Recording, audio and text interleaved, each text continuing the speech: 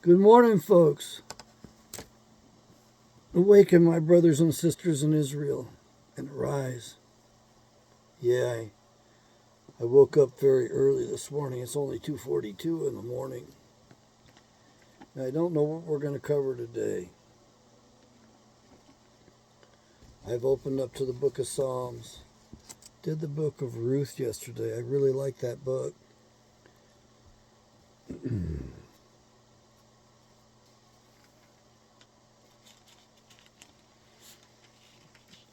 There's a book in the Bible I don't care much for.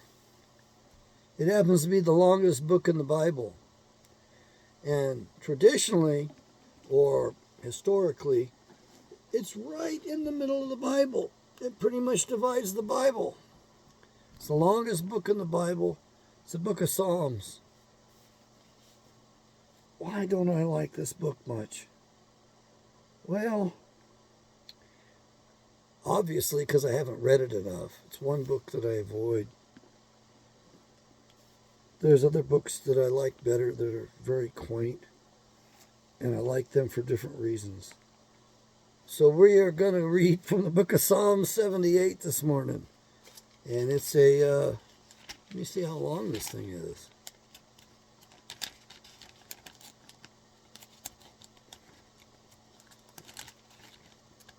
Now, I'm not getting much feedback. I don't know if you like my commentary or if you want me to just shut up and read.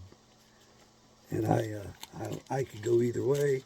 I probably talk too much about this stuff. Now, for some reason, well, show you how little I've read this. The pages are sticking together. That's why I can't get a good overview. It looks like chapter 78 is rather long. But that's okay. We're going to read it together anyway. Trying to get these pages separate. 79 is pretty short.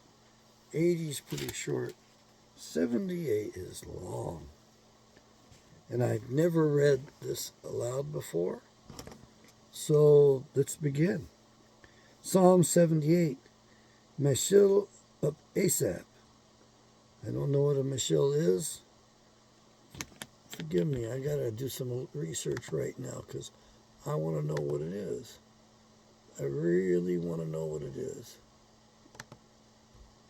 And I'm going to go ahead and I'm going to Google this. It's my Bible study aid.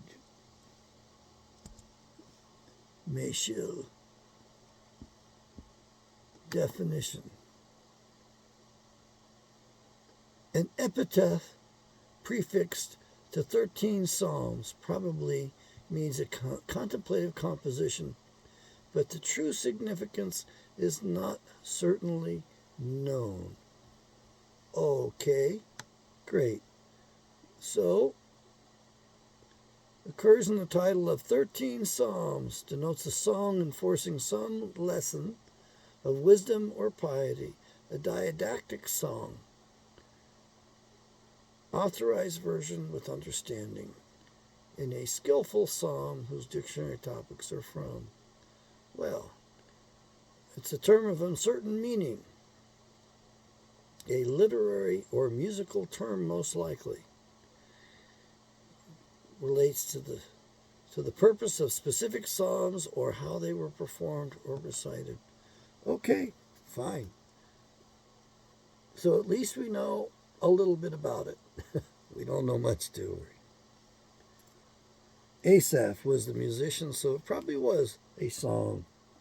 Give ear, O my people, to my law. Incline your ears to the words of my mouth. I will open my mouth in a parable. I will utter dark sayings of old, which we have heard and known, and our fathers have told us. We will not hide them from their children, showing to the generation to come the praises of Yahweh, and his strength, and his wonderful works that he has done. For he established a testimony in Jacob, and appointed a law in Israel, which he commanded our fathers, that they should make them known to their children, that the generation to come might know them, even the children which should be born, who should get arise, and declare them to their children, that they might set their hope in God, and not forget the works of God, but keep his commandments, and might not be as their fathers, a stubborn and rebellious generation, a generation that set not their heart aright, and whose spirit was not steadfast with God. The children of Ephraim, being armed and carrying bows, turned back in the day of battle. They kept not the covenant of God, and refused to walk in his law, and forgot his works and his wonders that he had shown them. Marvelous things did he in the sight of their fathers, in the land of Egypt, in the field of Zoan. He divided the sea and caused them to pass through, and he made the waters to stand as a heap. In the daytime also he led them with a cloud, and all the night with a light of fire. He broke open the rocks in the wilderness, and gave them drink as out of the great depths. It's referring to some of the miracles. He brought streams also out of the rock, and caused waters to run down like rivers. And they sinned yet more against him by provoking the Most High in the wilderness. And they tempted God in their heart by asking for food for their lust. Yes, they spoke against God and said, Can God furnish a table in the wilderness? Behold, he smote the rock that the waters gushed out, and the streams overflowed. Can he give bread also? Can he provide fresh for his people? Now, I'm going to pause right there because we have had a repetition of this miracle that occurred in the desert. And it was the waters of Meribah, I believe is the name of it. The couple from Mississippi that went into the Arabian Peninsula, went just barely into Arabia and discovered Mount Sinai, showed us where the original stream was in which they washed their offerings, also showed us the altar, which had images put on it, drawn around it. And so in the Bible it says, here are your gods. Of course, we think, well, it's just a golden calf. What's he using the plural form of the word? They pointed out that it probably was in reference to these symbols, which they found still around that altar to this day, to the day they went there about 15 years ago, less than 20 years ago. And then they took us in their video tour of the area. They took us to the rock. And it's in the middle of the desert, upright by itself, and you look at this thing and you realize that it's got a big notch in it and it's worn with water. Water has worn through this rock. And this is the rock which Moses struck. And he struck it not once, he struck it more than once. And I guess his heart wasn't right. And because of the manner in which he struck this rock and obtained water, because they were dying of thirst, as a result of that, God would not allow him to enter into the promised land. And he passed away on the other side of the river, and he was able to look from the mountain and see the land. Yahweh showed him the whole thing from up on the top of the mountain, and he died at the top of the mountain and was buried there. I think it's called Mount Pisgah. So this rock is really there. It's, well, it could be something else, okay. But they found this famous rock in the middle of some very parched, dry desert, just inside the Arabia. Behold, he smote the rock that the waters gushed out, and the streams overflowed. Can he give bread also? Can he provide flesh for his people? Yeah, you're going to ask God if he can do something? Right. Therefore, Yahweh heard this and was angry. So a fire was kindled against Jacob, and anger also came up against Israel, because they believed not in God and trusted not in his salvation, though he had commanded the clouds from above and opened the doors of heaven, and rained down manna upon them to eat, and had given them of the corn of heaven. Man did eat angels' food, he sent them food to the full. He caused an east wind to blow in the heaven, and by his power he brought in the south wind. He rained flesh also upon them as dust, and feathered fowls as the sand of the sea. The quail that used to get blown into their camps that they were eating on. There was so much quail they got sick of it. and they grumbled against it because it was a boring diet. Nothing, so that's referring also to that. See how well integrated this is. Probably written by David, most likely, King David, at the time of David, about the previous miracles. Continuing, verse 28. And he let it fall in the midst of their camp round about their habitations. So they did eat, and were well filled, for he gave them their own desire. They were not estranged from their lust, but while their food was yet in their mouths. The wrath of God came upon them, and slew the fattest of them, and smote down the chosen men of Israel. For all this they sinned still, and believed not for his wondrous works. Therefore their days did he consume in vanity, and their years in trouble. When he slew them, then they sought him, and they returned and inquired early after God. And they remembered that God was their rock, and the high God their Redeemer. Nevertheless they did flatter him with their mouth, and they lied to him with their tongues. For their heart was not right with him, neither were they steadfast in his covenant. For he, being full of compassion, forgave their iniquity, and destroyed them not. Yet many a time turned he his anger away, and did not stir up all his wrath. For he remembered that they were but flesh, wind that passes away and comes not again. How often did they provoke him in the wilderness and grieve him in the desert? Yes, they turned back and tempted God, and limited the Holy One of Israel. They remembered not his hand, nor the day when he delivered them from the enemy. How he had worked his signs in Egypt, and his wonders in the field of Zoan, and turned their rivers into blood, and their floods, that they could not drink. He sent diverse sorts of flies among them, which devoured them, and frogs which destroyed them. He gave also their increase to the caterpillar, and their labor to the locust. He destroyed their vines with hail, and their sycamore trees with frost. He gave up their cattle also to the hail, and their flocks to hot thunderbolts. He cast upon them the fierceness of his anger, wrath, and indignation, and trouble, by sending evil angels among them. He made a way to his anger. He spared not their soul from death, but gave their life over to the pestilence, and smote all the firstborn in Egypt, the chief of their strength in the tabernacles of Ham, but made his own people to go forth like sheep, and guided them in the wilderness like a flock. And he led them on safely, so that they feared not, but the sea overwhelmed their enemies. And he brought them to the border of his sanctuary, even to his mountain, which his right hand had purchased. And he cast out the heathen before them, and divided them an inheritance by line, and made the tribes of Israel to dwell in their tents. Yet they tempted and provoked the Most High God, and kept not his testimonies, but turned back and dealt unfaithfully like their fathers. They were turned aside like a deceitful bow.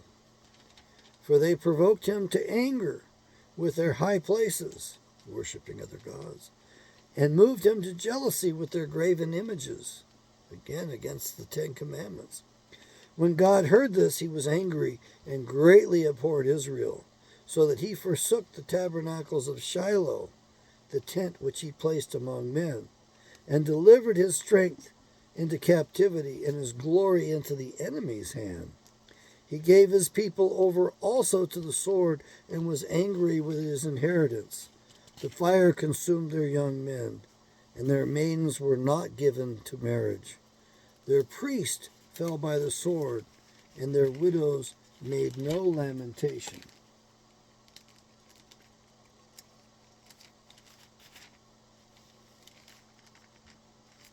Pages are sticking together on me because I have not been in this section before. Bear with me. Continuing on, verse 65.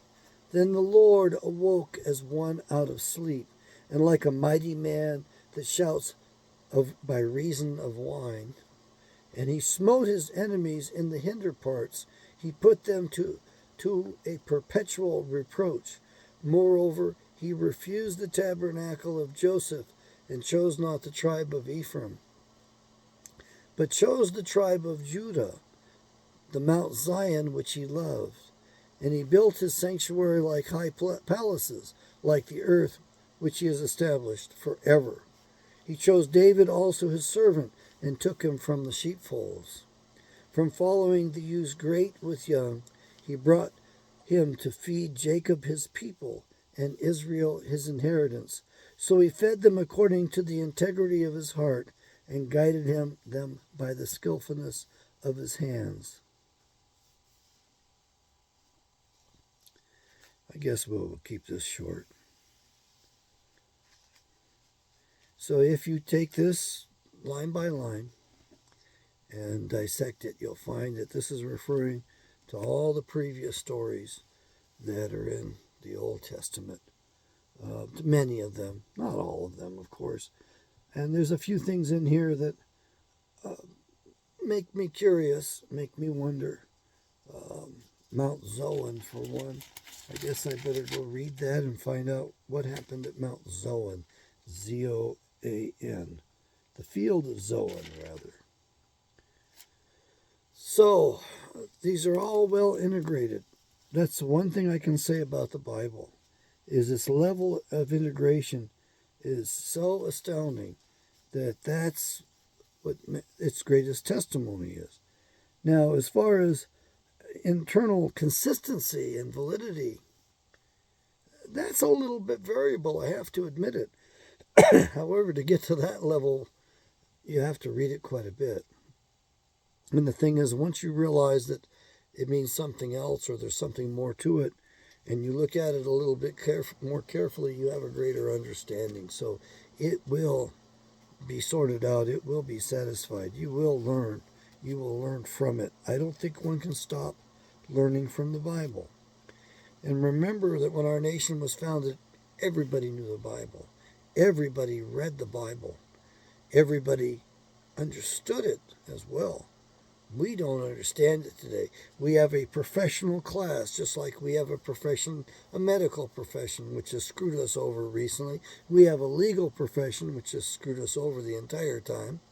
And we have the psychologists, which got screwed over, and the year of screw over was about 1983. That's when it switched from a healthy, best psychology in the world to a horrible, wretched practice, a discipline which has lost its roots, lost its ways. And so most psychologists today are nothing but libtards, preaching a catechism that's false, making people dependent upon them when they should be helping them to be independent. You see, that's what I had going for me over my libtard companions. The people on the board did not know how to help other people become independent. That's my opinion. I didn't do therapy with any of them. Maybe I would have changed my mind. But my impression was that they couldn't help people very much and that they were limited in their help. The perspective that psychological records are medical records, for me, is problematic. It's not medicine. It's not the practice of disabling and toxicity like medicine is. At least it's not supposed to be, but I guess that the libtards have made it that way. You'll believe what they believe, you will adopt their liberal values, or that's it. You're out. You can't have a license. You can't practice unless you preach all of this perverted shit, unless you go with the devil's wiles and catering to the devil's ways, then you can't be a psychologist. And I was fortunate. I had 3 psychologists in training me and another fellow also in training me who wasn't a psychologist, but he was really a smart fellow, very very intelligent, and understood the ways of the natives in the interior. I miss him a bit. He stopped talking to me because we got into some trouble. I got bushwhacked by my native counterpart who wanted to get rid of me and set me up so I had to make the report. And I was too naive, and I couldn't get a hold of my supervisor at the time. If I'd have been able to get a hold of him, then he would have told me what to do, and I would have done exactly what he said, and everything would have been probably fine. But I was naive. I abided by the laws, and I didn't realize that I should have put her on the spot. And of course, vision is 20/20, hindsight is 20/20, and I probably should have done the same thing in Barrow. Is that those adults, those professionals who are reporting this stuff to me, I should have turned to them and told them, well, then you better report it because the law requires you report it. Instead, I took it upon myself and made the reports. It's interesting how that has been a theme of repetition. And I remember leaving for my new internship in Mississippi, leaving Alaska, and I hadn't spoken with my parents in a long time. That my parents were undermining me terribly. They just couldn't help it. It was their nature. My mother in particular. My mother was extremely disabling. And so as I was leaving, my mother and father and I sat at a Mexican restaurant. And we were eating, and I was on my way from the village, the interior, from Antioch, down to another village in northeast Mississippi, down to Tupelo. And my mother wanted to know how the people accepted me. She was in her disabling again. I was just sick and tired of it. You know, here I am, an adult. I've got a job to do. I'm required to do things by law. And my mother's insisting that she has to know the secrets. She has to be told everything. And I got pissed off. And I decided, okay, fine, Mom. You want to know? Here you go. Handle this. And so, without revealing any confidences or confidentiality, I rattled off the things that I had witnessed and observed, the things that I was required to do and to report. And I would ask my mother, do you want to know more? Do you want to hear more? Oh, no, don't tell me anymore. I says, Mom, don't ever ask me again about my profession. Don't ever ask me again about my business. I can't talk about it. It was a boundary violation. And I flooded her with what I had been through in a very short number of months in the villages in Alaska. And my mentor told me as I was passing through Anchorage that Alaska is a very tiny village. It's all connected. And those natives that you think that are remote, they reach right into the heart of Washington, D.C. They get what they want. They do power plays. They're corrupt as can be. And he told me what he had run into and how bad it was. And he told me there was no way that you could practice psychology ethically in the villages and abide by the laws, because it went all the way to D.C. and it was very political, and they got rid of you if you didn't allow them to do what they did. And their practices were very bad. I mean, by our standards in civilization, I guess I'd have to say, or in our culture, they were bad practices. However, in their culture as well, they were bad practices.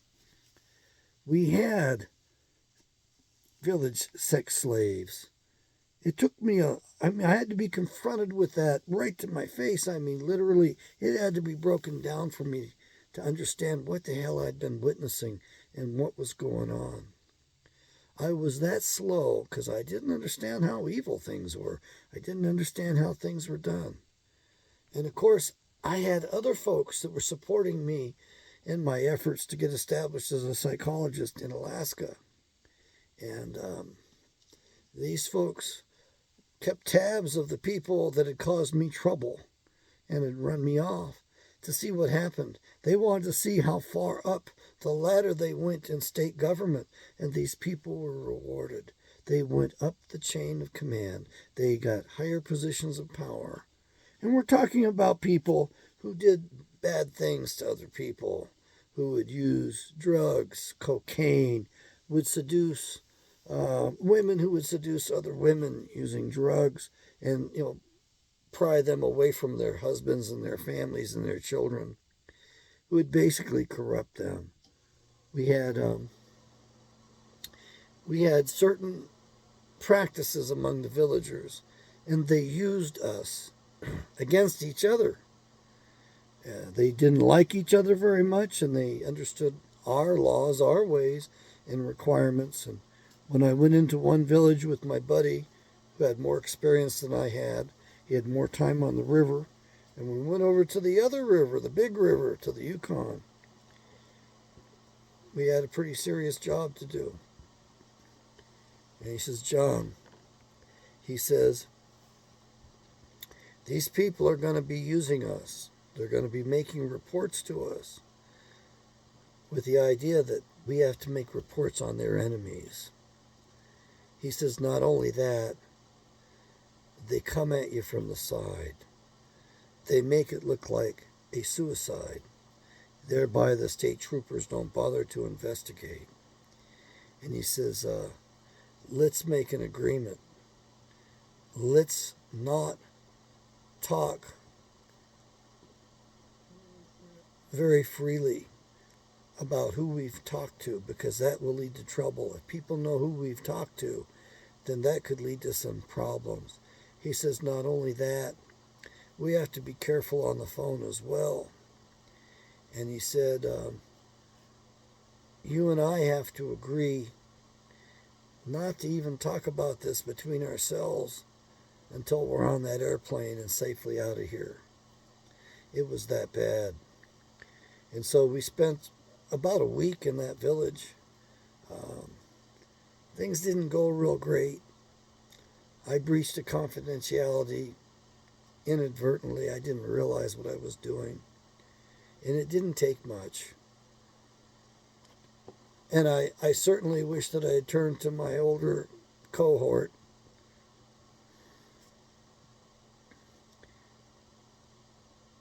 But I was the one on the hot seat. I was the one talking. And we had a job to do with these villagers. Our boss told us what we needed to do, and we were doing it. And we did do it. But it was with some difficulty. And I ended up getting a bit of heat for that. I did the best I could do. I abided by the rules and regulations. And I listened to my older partner, probably Randy Wiebe, probably saved my life by giving me that guidance. Saved his own too, because if the villagers had thought that we were a threat, some of the villagers that thought we were a threat, they would have suicided us. And I had one guy in one of my villages. Before I got there, he committed suicide. And we said that he was so tough, he had to shoot himself in the head twice. And sadly, for the Alaska State Troopers, the people would not turn to them and make proper reports and wouldn't help them do their jobs. And even their lives were on the line out there. So here we are doing our best to serve this population, really working hard at it. And it was very difficult. And they have a different set of values in the villages. And I think we should respect those values. And maybe we should just leave them alone and not try to help them so much, to be honest with you. It's not that I think we should neglect them. I think that we should give them their independence. However, our affirmative action plans, which you might think the natives would love because it gives them a leg up, the natives hate it. And when I asked my landlord, the natives take a long time to think before they respond. I mean, they are deep thinkers. They sort it out entirely, and they come back at you with things that are well thought out, highly intelligent, not naive at all. Certainly, they don't talk that much, and don't mistake that for a lack of intelligence. By God, an hour can pass, and the guy will answer whatever it was you had said. You have to be patient enough, and you have to have good concentration of mind to remember where you are in that conversation. Some of the therapy I did took 3 hours long. Why? Because I'd sit with a man, and it would be 20 minutes to a half hour before he would respond to what I said. And I'd have to sit there and sort it out. Then I would realize, heck, he's just continuing on with the conversation. All this time has passed, and I've had all these other thoughts go through my mind, and he's right there. I wasn't, but he was. I asked my landlord, native landlord. I think he was a mix, actually, now that I think about it. And he told me that he didn't like affirmative action. I'm like, what? You don't like affirmative action? Of course, I guess I was somewhat liberal at the time myself. He says, no, we don't like it. Because our people go in and get the degrees. They get the education. And then, because they have priority, they get the better jobs in the city. And they don't come back here and help us. They forget about us. And we want them back here. But they forget about us. And you can't get the job in the city because they get priority. So you have to come out here. He says, we don't like it. We want our own people. Do we ever think how much we help people to death, help the other person in ways that are destructive? And that's what Clyde Ferguson, really magnanimous black man, head of mental health, he was a good leader. He helped me a lot, getting used to being out there in the bush and understanding what had happened and what was going to happen. Clyde took me under his wing. I really liked Clyde. We all did. And when he left, he didn't communicate with us. That sort of bothered us a bit because we liked him. We wanted to know what had happened to him. Clyde told me the biggest problem was we were helping the natives too much. We were helping them to death. We were making them too dependent upon us. What I did learn is that we take certain programs and we put those off on minorities, if you will, and we decide we're going to help them, whether they like it or not. And so we're going to give them this or give them that. And then eventually they mainstream that program across the larger population. And so that's what we've done with the black family, is we've helped them to death. Nothing wrong with the black family. The black family was probably better behaved than the white family at the turn into the 20th century. A black man knew his place, had his place. He was head of his family, head of his household. There was no challenge to that. Then Lyndon Baines Johnson came along after murdering his president in order to get into the office. Yes, he murdered his own president. And he decided he was going to help those people. And if you look up some of his sayings, he'll tell you he'll have those people voting Democrat for 200 years because of the handouts that he gave them. He destroyed the black family. How did he do that? He rewarded fatherlessness. If a woman wanted a check, she could get one from the federal government. She would marry the federal government. She would get on welfare. She would have power and authority. They had housing help. They had food help, legal help. They had all kinds of help, all predicated upon the destruction of that family. That man could not be in the house. The woman could not be married, not legally. Wow. And as a result, the black man lost his place. His proper place as head of the household. Now, to rear strong black men, you need a strong man. You need a strong father. There's no doubt about that. It's the same across all of the species or races or whatever the hell you want to call us and divide us by. It's the same everywhere. It's your fathering that civilizes you. It makes you palatable for the rest of us. It makes you mind your P's and Q's. It makes you behave yourself. turns you into a nice person. It's fathering that does that. And so that's why fatherless parenting results in criminality at a rate of 70%. 70% of boys reared by head of household, mother alone, have problems with the criminal justice system. That's the vast majority. And what's the rate for boys reared by father alone? 6%. So tell me, what's in the best interest of the child?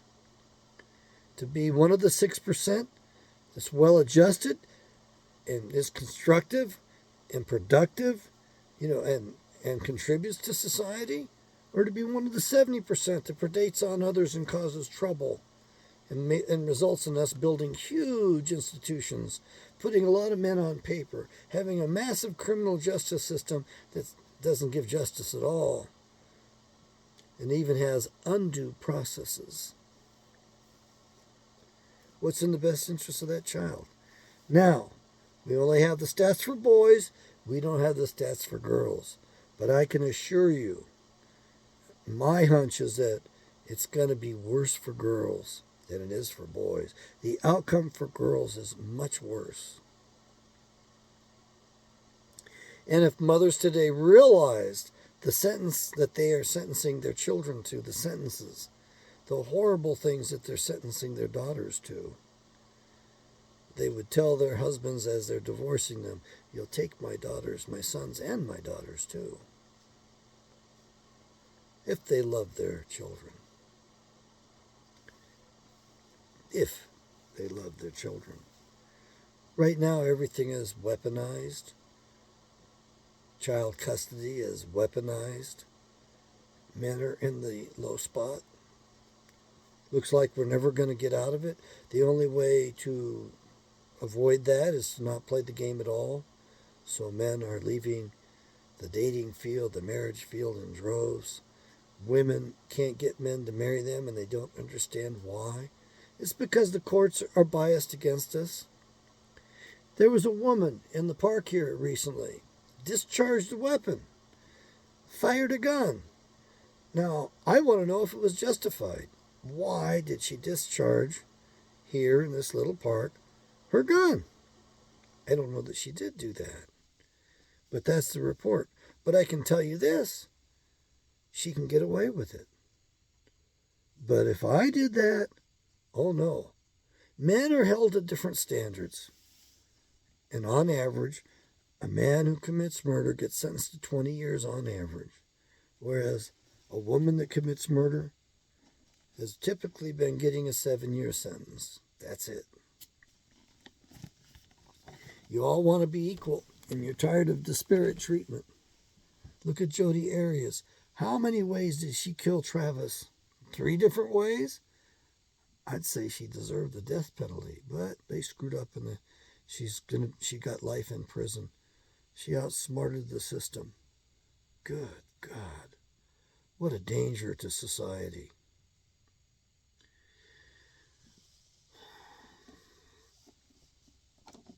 All right, folks. I got to record this up and title this thing up as Psalm 78. I hope you got something from this. Do start liking these videos, subscribing. I'd really like this channel to take off. I would really like to see it rise above the algorithm. You see, the devil and his children run the high-tech world. They definitely don't want to support the Bible and biblical principles or any of that good stuff. They want you worshiping the devils, worshiping them, and doing bad things, and violating the 10 Commandments. That's their job in life, is to sift us, not to genocide us. Clearly, they've exceeded their license. Yahweh bless, make America good again.